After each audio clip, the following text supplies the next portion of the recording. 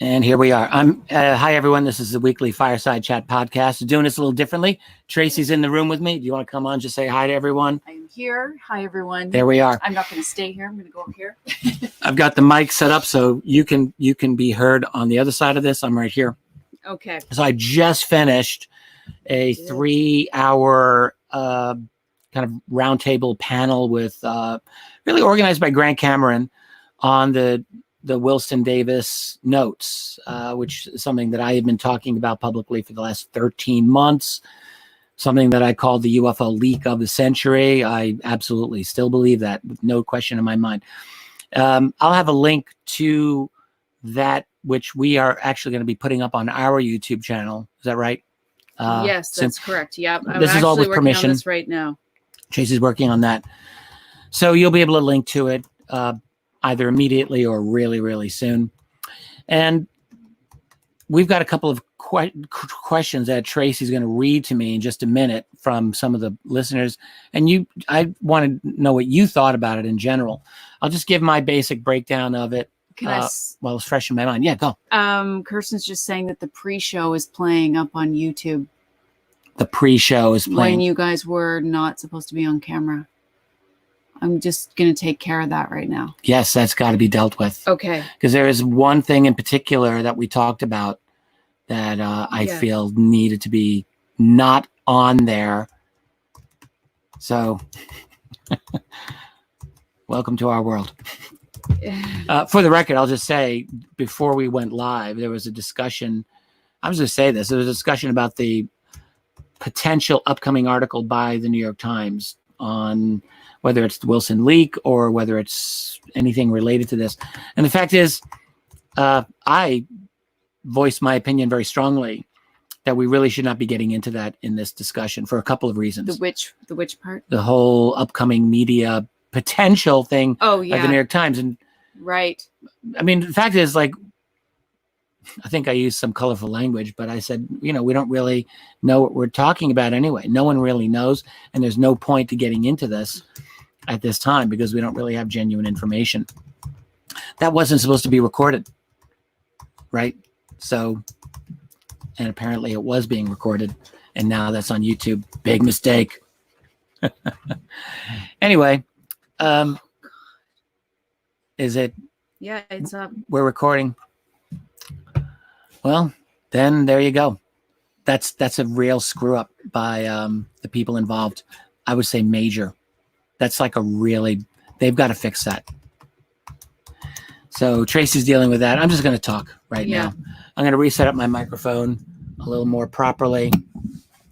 And if you want to jump in, just let me know. I will. I'll read some stuff to you guys. I thought I'll just say this, and I really do have to deal with this. I thought it went really well. It was nice seeing you guys together. People in the chat really liked seeing you all sort of collaborating and getting this on record. So it was a very cool idea on Grant's part. Yeah. And there was some. It was, I think it clarified a lot of things by letting people hear everybody's part in order. Right. Because we always get these little pieces here and there. Right. So I particularly appreciated that. And I really loved having Bob's weigh in. Bob McGuire was really important in this. I really liked having Bob's weigh in on everything. So that was really cool. Yeah.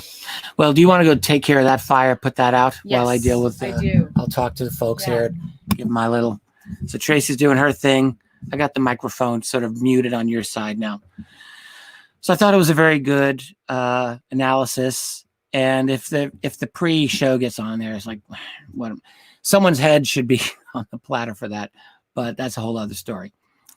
I thought it was a good conversation. Grant gave me the official title of co-host, and that's what he decided to do. I think he didn't really need me as a co-host. I think he did actually a very fine job just running the conversation as he did. But it was nice that he allowed me some leeway to kind of get a lot of talking points in. I got a lot. I probably got more talking points in than pretty much anyone else, maybe with the possible exception of Grant, but maybe even more than Grant. I don't know. But actually, as I, got into my take on things, I I realized that, yes, actually, I have a very important part to play in the publication, the publicity of these notes. As I mentioned in the conversation, I was shown these way back in 2006, and by someone who I have always said is very, very close to the source of those notes, and whose identity I just will protect formally so that he's got some level of deniability. But the fact is, it's someone who is in the perfect position to have shown me those notes. And it was kind of a head blower for me at the time, I will tell you. It was really quite profound. And I haven't bothered to go through my old lectures from 2007, 2008, 2009. But I know for a fact that I did mention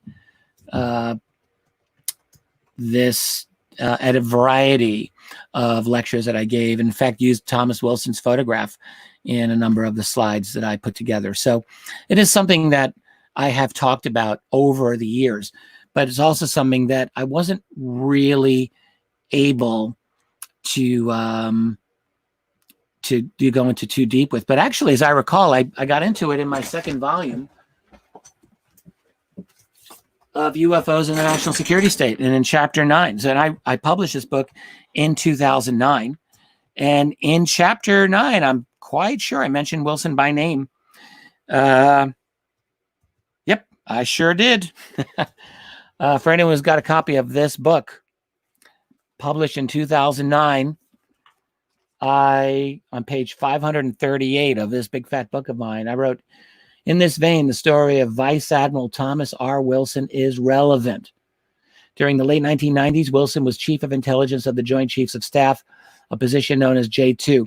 I got that slightly incorrect. At the time of his briefing in 97, Wilson was Deputy Chief of Intelligence, but he soon thereafter became Chief of Intelligence." I go on. In 1997, Dr. Stephen Greer, leading a UFO disclosure initiative, was able to obtain an audience with Wilson. He was able to do so because accompanying him was Apollo 14 astronaut Dr. Edgar Mitchell. They had expressed their concern about the rogue nature of certain special access programs connected to the study of alien technology. That is to say, their concern that these programs were dominated not by government personnel, but by private contractors, possibly as runaway programs beyond formal government control. I'll just jump in here and say that we have a lot more detailed information on this today than what I had writing about it in 2009, but still, the fundamentals are right here. According to claims later made by Greer, as well as personal investigation by the author, that is by me, Wilson did look into the claims of these two men. After 2 months of investigating, he found that the claims were true. When he was finally able to get a meeting with a representative of the Special Access Program, and then here I actually incorrectly write, not the program manager, but its attorney. In truth, it was with the attorney, program manager, and the security officer. So it was with 3 people.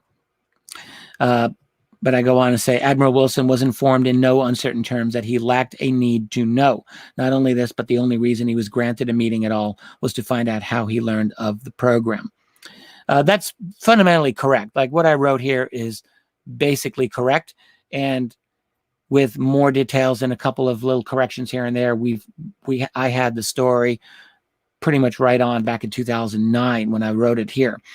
I just go on a little bit to say, in attempting to validate the story, the author communicated with Dr. Mitchell, also with the office of Dr. Greer, and a third source well connected to this matter. That's right. All 3 sources confirmed the above sequence of events. The author also contacted Mr. Wilson himself, who understandably attempted to deny everything after initially stating that his memory was, quote, foggy. That's an exact quote. He eventually recalled the meeting after the author made it clear that he had collected multiple confirmations about it. Yes, conceded Wilson, they had a meeting only because he was curious why a man of Dr. Mitchell's stature would be interested in such a matter. However, Wilson maintained that everything else described by Greer was, quote, poppycock. He then abruptly ended the phone call. And then the last thing I just have to say about this is, it would be unfair to have expected Admiral Wilson to say otherwise. to support Greer's claim would not only have jeopardized his security clearances, but would have constituted a near revolutionary act. It would have been an admission of the highest order, an acknowledgement that the U.S. government had been hijacked by private corporate interests regarding the possession of extraterrestrial technology. That's pretty much all that I wrote about the Wilson leak in 2009. And it's before, of course, I had full access to the full 15 pages of the documents, which I didn't. As I've said many times, I was shown 2 pages, possibly 3, but 2 pages for sure of that interview that Davis wrote all out in his notes. How are you doing over there? Did you want to jump in with something? Or am I getting you too soon here? I'm just going to give a shout out to all the members because I saw you guys all in chat. It's always so fun having you all there. And of course, we had Bob in there, and we had Bob McGuire. And we had Mark H, Kirsten, Jay, and Sherry were all there. All of our mods. That's right. And I have them. Amazing crew. I have them here in the back end right now, and Good. we have a few questions. One of them was from Kirsten. Do you both agree that this is bringing the UFO community together? Yes and no. Okay. It's bringing some of the UFO community together, and it will undoubtedly fracture the incorrigibles, the hardened skeptics into their position. Like I honestly believe we're at the point in this field where there are some people who, like, God himself could descend from heaven with all the information about this, and they would still say, nope, I don't believe it. Not enough evidence. Right. Like, I think there are people, like, their heads are practically in that mindset. So to that extent, it will not bring everyone together. But I think it will coalesce a number of people, yes, into more of a kind of a sense of, yeah, we're in this together. Mm-hmm. And then the other thing that I think Kirsten might be speaking to here is the potential forthcoming article. I was just going to bring that up. That people are talking about, that the New York Times is allegedly doing. And the thing is, I was just very uncomfortable. By the way, they haven't gotten rid of that prequel to the interview, have they? Is that still up? People are saying it isn't. People are saying it is. I'm trying to work it out. I roll. But yeah, I will say. I don't think I said anything that. I think I just said blowing smoke up our ass, or I said something like that on YouTube. Know. But I use casual language when I think I'm not being recorded. When you go live, I know, right? When you go live, isn't there a bit of a delay after the show while it's uploading? Remember, that happens to us if it goes over 2 hours. Well, yeah, I don't know how this is being edited, though. What's going to happen here? But I will say that it was very popular for people to ask in the chat, what's going on with the New York Times article. Yeah, I mean, the thing is, I like how you're applying Kirsten's question to that, because I think. Well, let's talk about that. I wanted to downplay it before we started, and the only reason, it's not that I don't believe we should be talking about it, but from everything that I've understood, it is considered important by the people engaged in this project that we don't really speculate too wildly about it before it comes out. And from my part, I respect those people enough that I want to respect their request, and there may be good reasons for it. I don't actually know all of the reasons why this has been requested, but I respect it. And so I didn't want to have this excessive amount of conversation about it. With Michael Hall being one of the participants in the roundtable, he is the one who is largely responsible for outing the whole thing. Yeah. Which, anything else I could say about Michael is fine, but like, I just think that really should not have happened, to be perfectly honest. Yeah. And, but it's out. And so it is out, and there's no way to get that toothpaste back in the tube, but I didn't want to add to it. And that was my position before we started. Yeah. Because I think it'll be out soon enough anyway. Right. If it comes out. So we didn't bring those questions up. But once that, if it does come out, and if it's done well, like, this is the key, right? It's got to be done well. Or let's put it this way. If it's not a catastrophe, so you got to set your bar kind of low at times. So if it's not done catastrophically badly, and if there are a couple of good things that we can work with, yes, that can be something that the UFO research community and the UFO student community, like all of us basically, that can be a useful thing for us. And it can bring us together. Because, I mean, here's the thing. I've got a love-hate relationship with anything that comes out of the New York Times on UFOs. Like, I am not a fan of the New York Times, and I've made this very, very clear. On the other hand, I recognize that if the New York Times does something halfway decent on UFOs, that is important. Like, we have to recognize that we don't live in the kind of ideal democratic utopia that we all wish we did. It doesn't exist. We have an oligarchic situation here where there is a definite power structure. And the New York Times is part of that power structure, like it or not. Like, that's the reality. They are the mouthpiece of the establishment. But having said that, what I've learned, and I've talked with Leslie Kane about this because she was involved in the first couple of articles that they did on UFOs. There's a little bit of give and take there. So with the New York Times, yes, there's a very formal hierarchy of power in that organization, and they are deeply connected to the U.S. national security establishment. Absolutely. And so you could say on that one hand that nothing that comes out, like, that they don't have that much leeway. But there is some leeway, actually. Like, I know for a fact that Leslie Kane is genuinely interested in UFOs. She's not faking it. She's for real.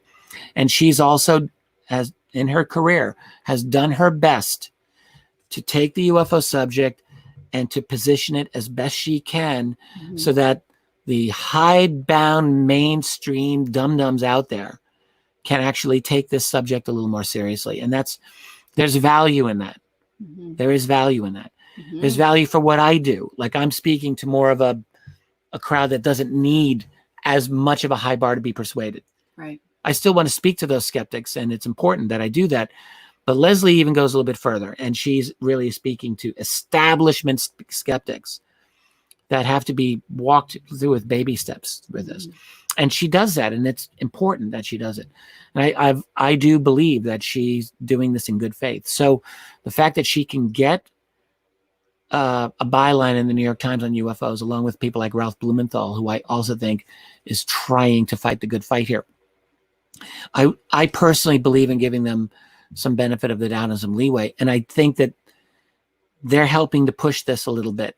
And they just like the folks in the Navy who are trying to help TTSA, they've got to be careful. They're meeting with roadblocks, and they're meeting with obstinate obstructionists as well. So it's not like they can just come out and say every single thing that they want to say, because we don't have that kind of a world. It just doesn't exist. So I'm hopeful that if whoever is doing this story for whatever mainstream, if it's the New York Times, that they do a decent job, and that if it's not a catastrophe, that means us moving the football at least a couple of yards more down the field. And I totally support that. Any other good questions we got there? Okay.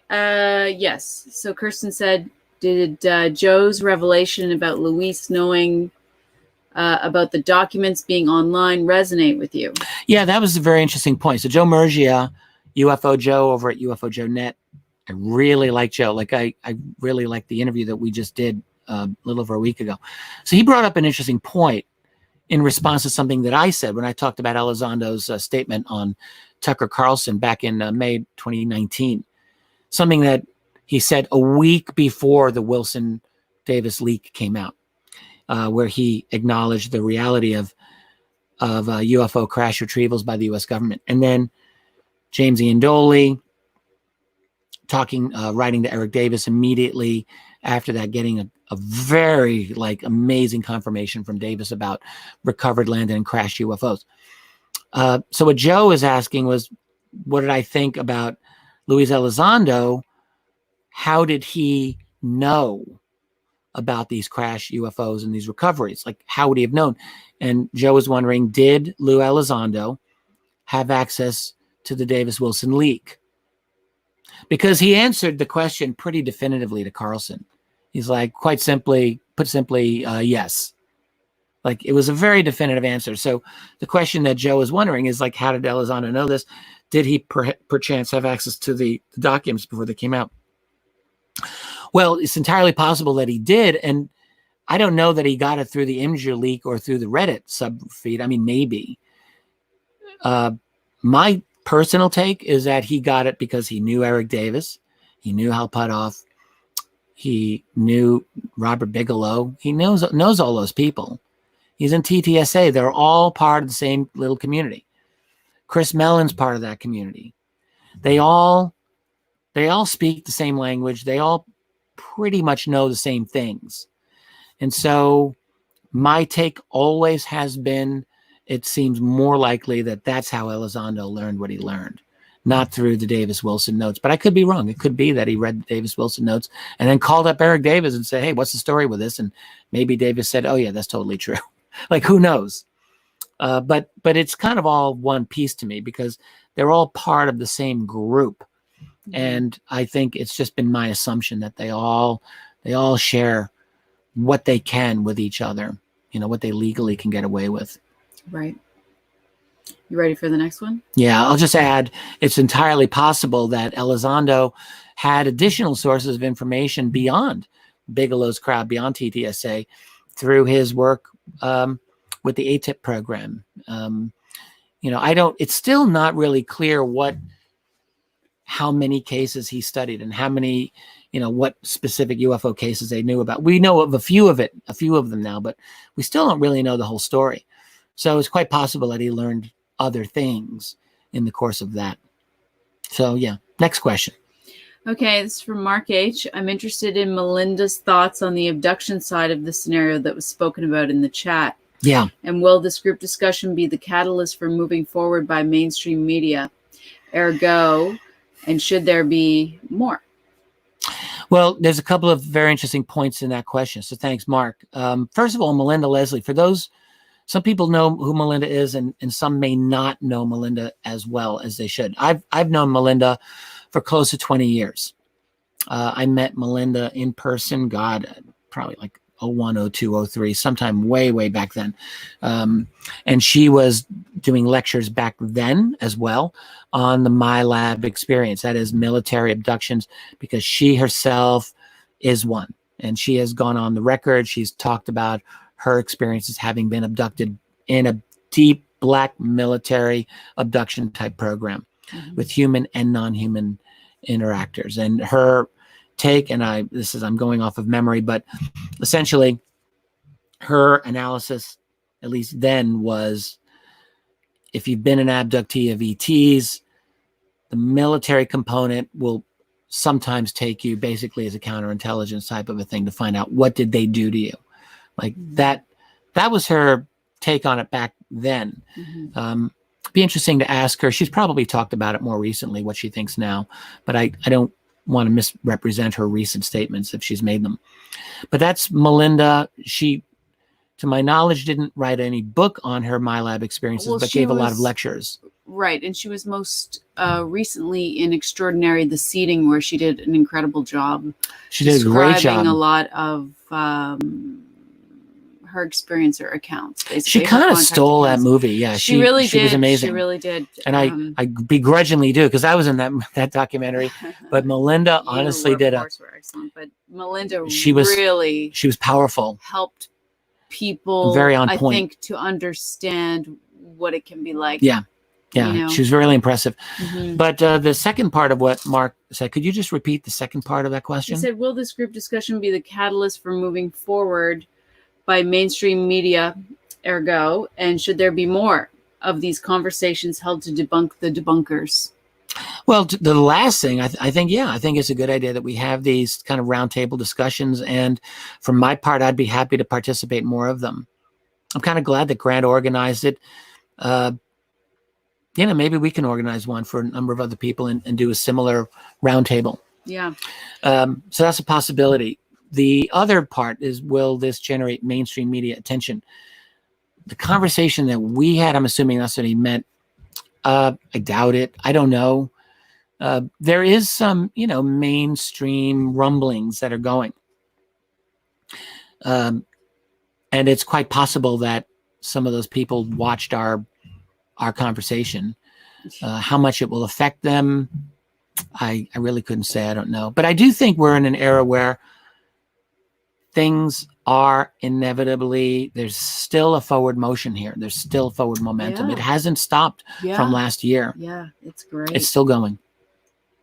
Anything else? Yeah, Kirsten, might not be for the general public, but has James Rigney received any kind of harassment that you know of, or felt like he was under surveillance by the U.S. or any large defense corporation since he had these documents?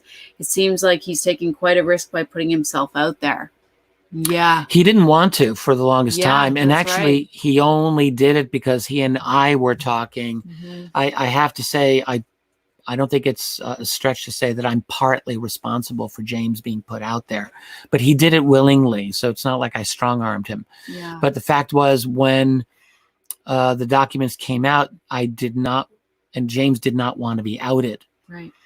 And so because he wasn't outed at first, it made it very difficult, or it made it a little bit more difficult to defend the authenticity of this leak. Right. So James ultimately agreed to doing it. And he initially did it not through a live interview with me, but through, I'm trying to remember, he allowed me to ask him some questions electronically, and he just answered. Right. And that's how we did it. But I was allowed to use his name, and that put the whole thing out there. So he didn't want to come out. Grant also made that difficult for James to stay anonymous. I will just yeah, Grant. Well, Grant, it's true. Grant is his own force. He's like a fire hose all of himself. And it's true. Like when Grant, and I'm saying Grant himself has acknowledged this, so I'm not really, but Grant has said, look, a lot of times I'm just not going to stay silent, and I'm not going to keep a secret. And he said, this is why some people won't talk to me anymore. Yeah. So he's been very upfront about it. And I can't remember the details now, but he did something to kind of put James out there. So I think James was not wanting to be. Right. So James just threw in the towel and said, all right, Richard, you do it. And so I did it. But has James received any threats or anything like that? I don't know. James and I communicated a lot for a while. I haven't really been close with him lately. We should talk to him just so people know he is a member of the site. We had right. We should just let him speak for himself. Exactly. It wouldn't. I don't. But it's think a good question. I mean, I'm curious as well. If he's had any harassment. He's. It's fair to say he's had a lot of interest from a number of genuine researchers who've, I think, he's been in touch with, and I think a lot of the communication appears to have been respectful of him. So it's not like they're coming after him to attack him, but it's quite possible that he's had a few people who've tried to smear him, but I don't know. Mm-hmm. So I would just leave it for now. And he could speak to it, or we could ask him, and I'm sure he'd be willing to talk about that. Right. Well, that's it from these guys. Good. There were some very good questions that I repeated from the individual known as My Account. And I'll just leave it at that. I know who this person is. There were some very, very perceptive questions, and I'm glad that they were asked. And they helped to kind of provide some more information and remind us all of some important data points about the Wilson Davis notes. So I feel like that was a pretty successful event. Yeah, me too. Right. It was pretty good. I thought it was going to be too many people, to be honest, and it ended up working out well. It did. I thought everyone, spoke as much as they wanted to. I tend to be more of a big mouth with these, so I did tend to talk more, but I don't feel bad about it. I feel that I believe the things I said were on point. I thought Grant was very much on point. And so was everybody else. Yeah. I was really glad that Joe Mergia was there. I was really glad that Denny Silva was there. But we also had some people who weren't able to be there, like Giuliano Marinkovic. I don't even know if I keep mispronouncing his name, but yeah, he's an excellent researcher. James Iandoli. Wasn't able to be there. And just so you guys know, just for fun, Greer was invited, and Cox, what's his first name? Billy Cox. Billy Cox was also invited. Yeah, I don't know why or what caused them not to do it. They just said they were busy. Too bad for them, because it really would have been useful. Yeah. But I'm just going to say this. I met Billy Cox once many years ago, and it was very cordial. It was a long, long time ago, about 15 years ago. He's had a couple of things that I guess would be semi-critical of me. I don't really care. I don't take it personally.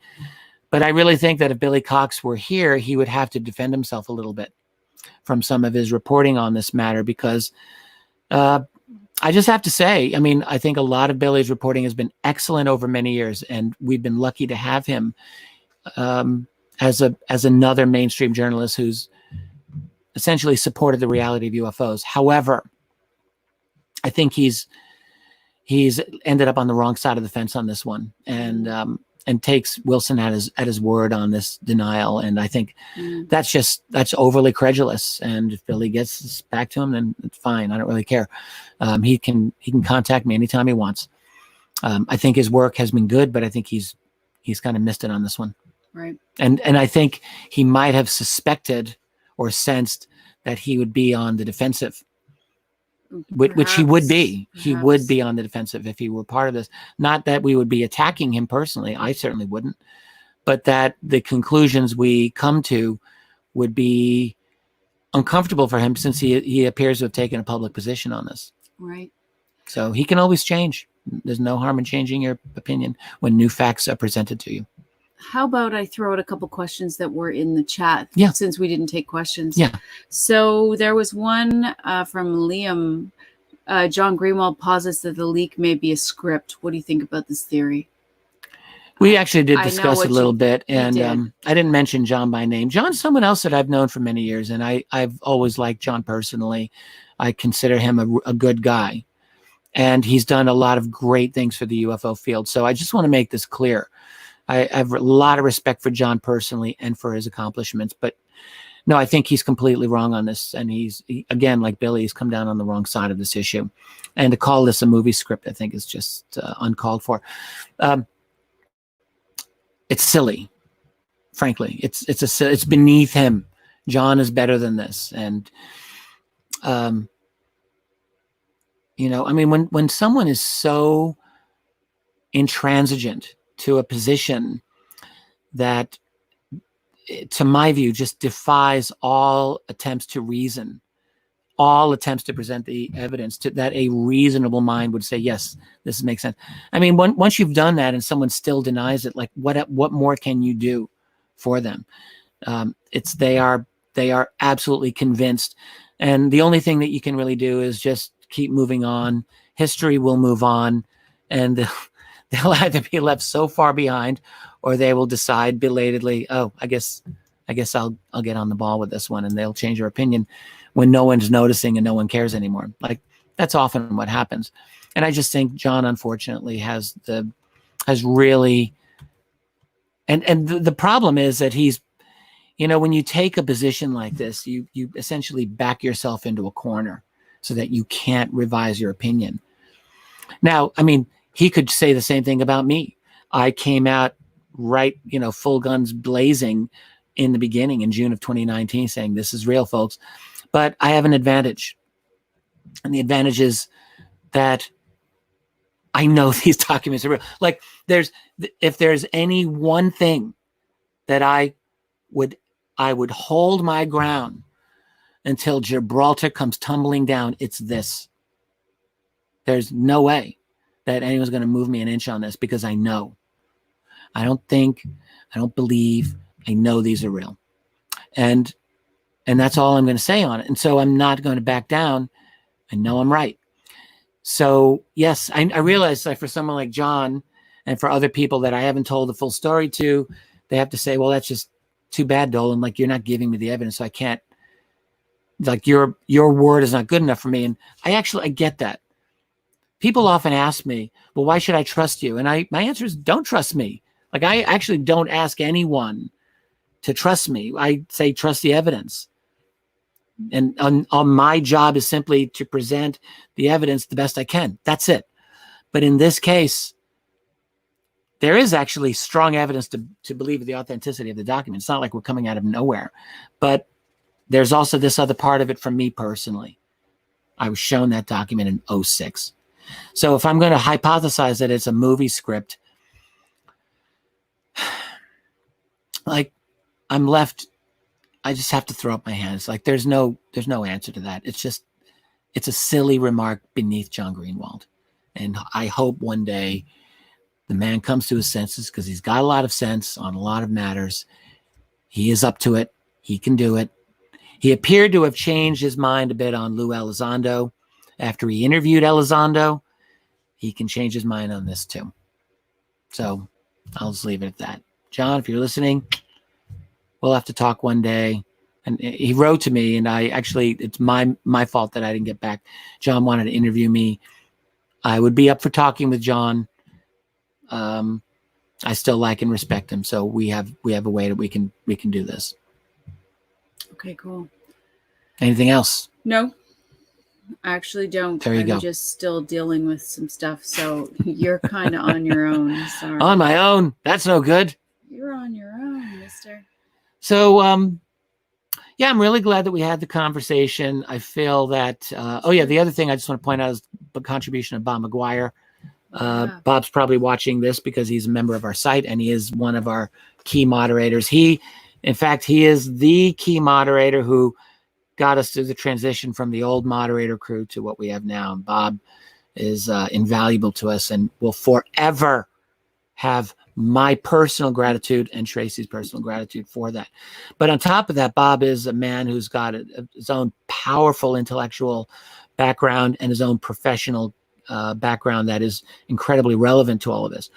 And that includes, I think it was 30 years in the classified world in the intelligence community, including many, many years with the famous Institute for Defense Analyses, which Grant talked about, and very, very important. Anyway, so Bob has all of that, and Bob came out recently with an interview with Joe Mergia, UFO Joe, which we talked about, in which he stated back in late 04 or early 05, before I was shown the Wilson Davis notes, potentially a year or two before I was shown it, that Bob was shown a letter. And I want to get this right. And if I get this wrong, Bob, forgive me. You can correct me in the comments below. By Thomas Wilson, talking about his anger over being shut out of these special access programs, dealing with UAP/UFOs, after talking with Dr. Davis about it. So it is a confirmation of the entire scenario. Bob's only problem, it's too bad, is that he doesn't have the letter, or to my knowledge, he doesn't have anything that he can produce to prove that is the case. But I think it is significant that someone of Bob's caliber is willing to come forward with this testimony.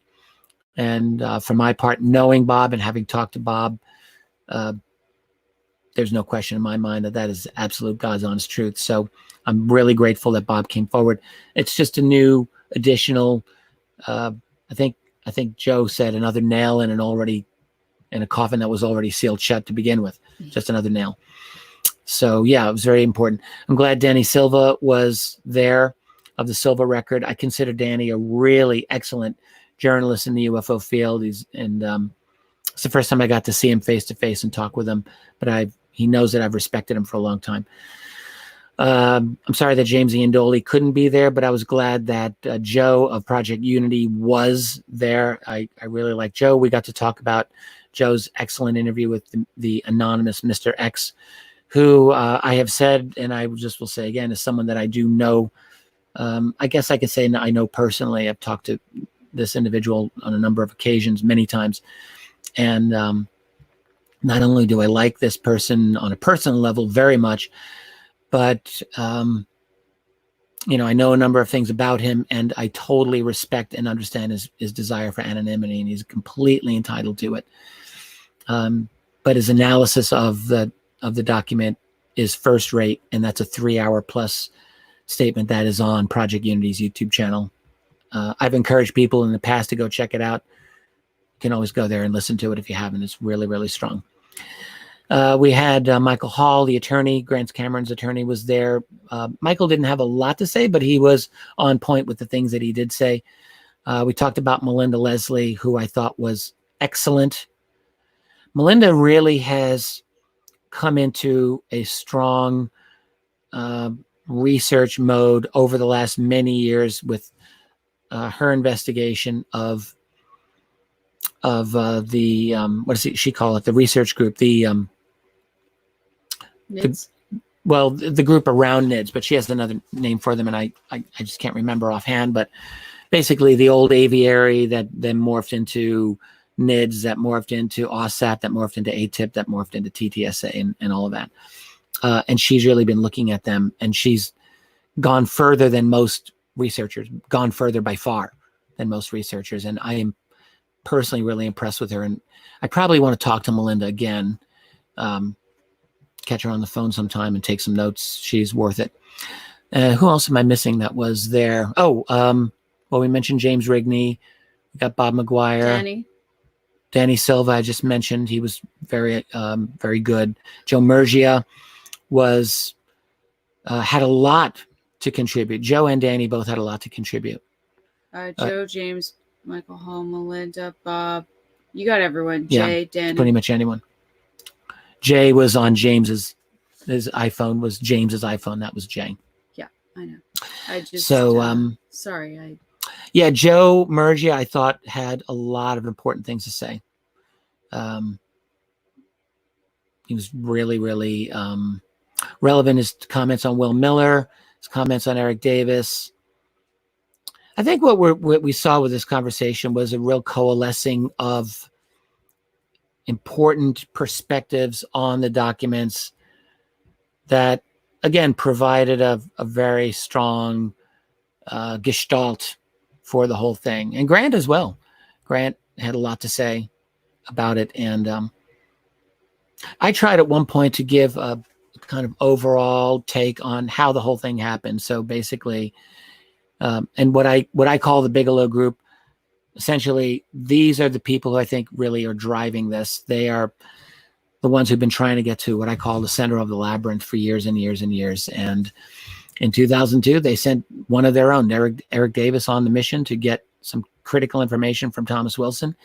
And Davis hit a home run. And I think that's really what it was. He had a great interview with Wilson, got the information they needed, came back with an extensive 13-page of notes that was meant only for that group. And it all got out when Edgar Mitchell died back in 2016. And it took a little bit of time, but it got out. And here we are today.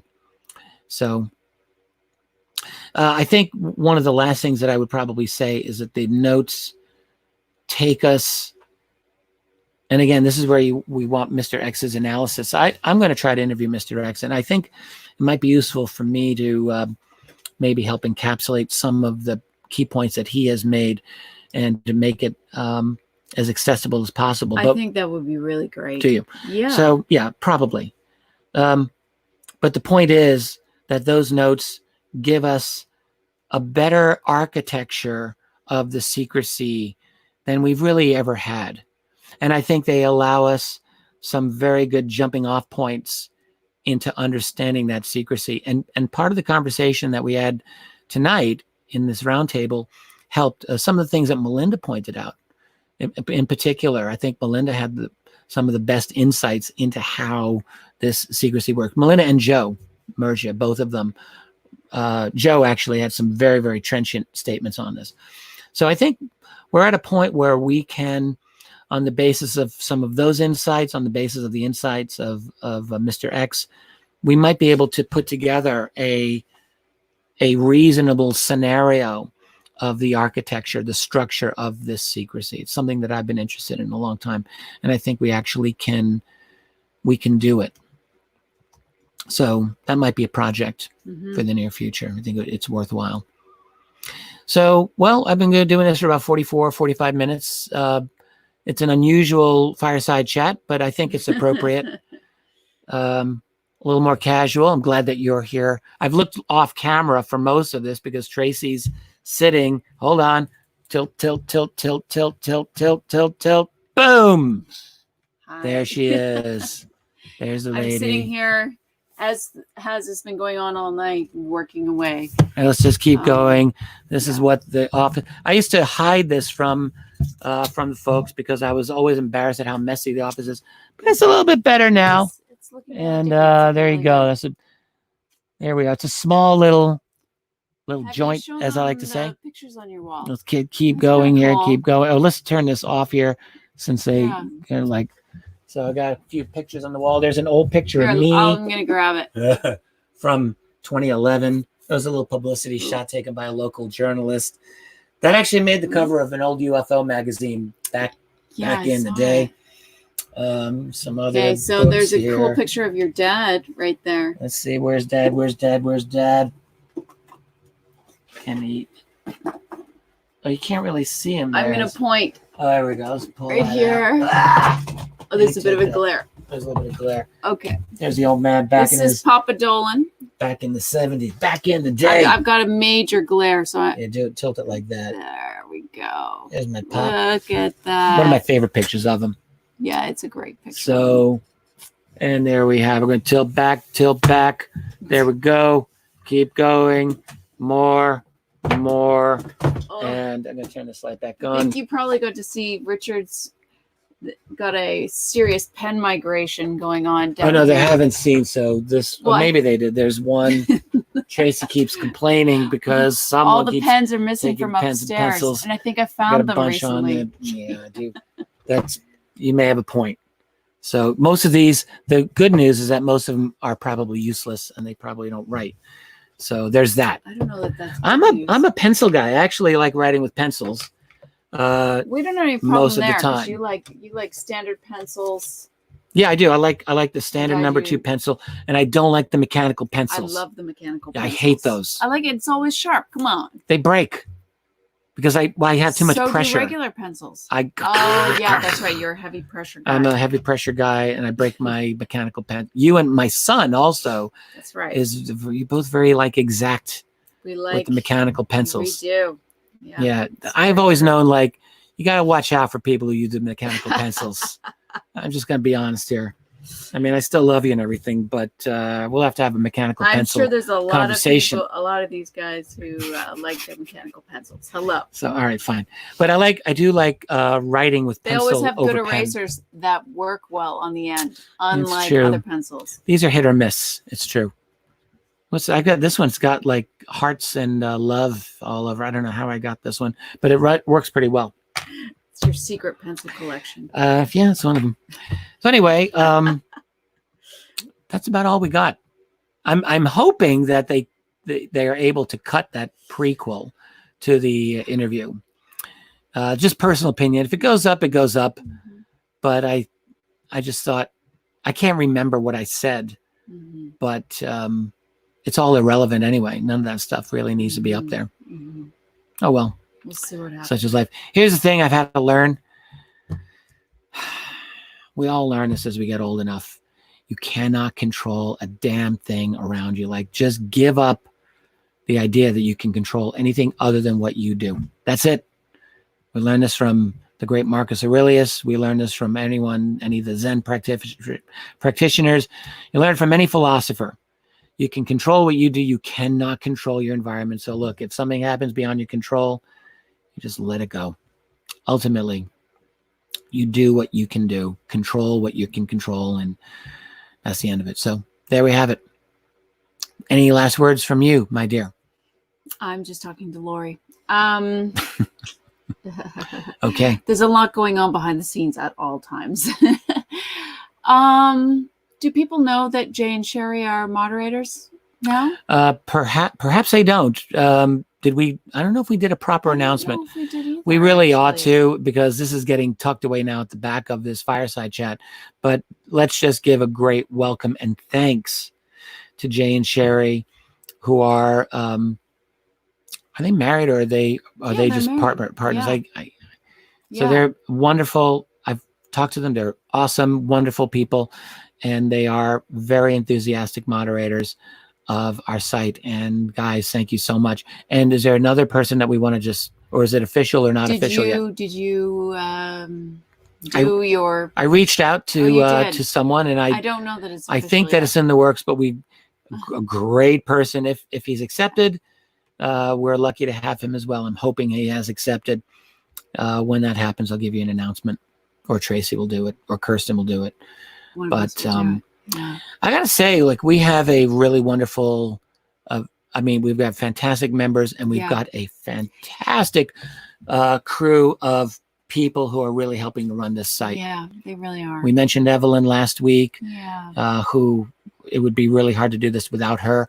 Yeah. But also there's Bob, and also there's Kirsten, and Yeah. also there's Jane Sherry. Yeah. And there's Mark H. And Mark H. Absolutely. So Yeah. we've got, and then there's just contributors on the forum and contributors and comments who are also really a key part of everything that goes on our site. And Mhm. I just want to thank all of the active members and the passive members. Like, not Yeah, everyone That's right. wants to just be, out front row center, but they're happy to be here. And Right, and they want to read. They don't necessarily want to put comments. no, up, so- absolutely. Mhm. Absolutely. So it takes everyone. And I got to say, like, we've got a real community. It's a real community of not just like a lot of smart people, a lot of really highly perceptive, intelligent individuals, but genuinely good, ethical people who are the core and the huge core of our site. And I just want to thank you for being here. I think I said something nearly as hokey last week when I was thanking you, but I can't help it. I mean it. And I just want to thank you for being here with Tracy and me and supporting us through your membership. It's tough to do this, and I can absolutely say I wouldn't be able to do this without you. And we, Tracy and I together, would not be able to do this without you guys. So thank you for being here with us. Absolutely And I hope you enjoyed our little informal fireside chat podcast, hanging out in the office. I got to say, I'm really digging this new office layout, the look. Got my Me books too. organized. Love it. It's in the hot summertime. I don't have air conditioning down here, but it's nice and cool. It's a lot easier to work down here than in the rest of the house, I agree. where we got our little, we don't have central air. We got a couple of individual air conditioners. They help, but down here it's nice. Mhm. I got to say, I like it. Okay, I think that's all I've got for you for this evening. So I want to thank you for being here with me. And I want to do at least one answer form this week. Tracy, will you please just badger me a little bit during the week? I will So force you. I get that thing done. And I feel like we have a lot of We need- we have a lot of things in the works right now, but I don't think We there's anything do. else we can sort of talk about just yet. Maybe next potential week. interviews. Yeah. Yeah. Yeah. It's almost 10 o'clock and I haven't had dinner. How about we go get something to eat? Yeah, let's I'm do a little that. digesting myself a little bit here. Okay. Before we started, Tracy made me a nice little snack, but it's time to eat. I it's know I'm worn out. starving too. It's gone. So everyone, thank you so very much. I'm going to post this now, and I bid all of you a good night, Good night, everybody. and we'll catch you soon. Thanks. Bye.